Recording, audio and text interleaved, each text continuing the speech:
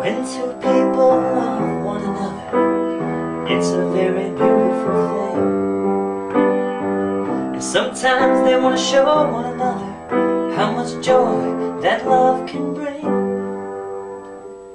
They close the door, they take off their clothes, they start kissing and sucking on toes. He throws her on the bed, ain't got no time for no condom. He's on the top and his baby's on the bottom. He starts ramming it home, she's begging for more. Suddenly his roommate walks through the door. He says, "Have you seen my car keys? They both can get lost."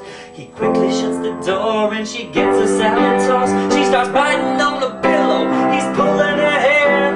He tries to take the dirt road, she says, "Don't you dare." She slaps him across the face and says, "Do what you're told." He punches her in the nose and he knocks her out cold. And when she comes to,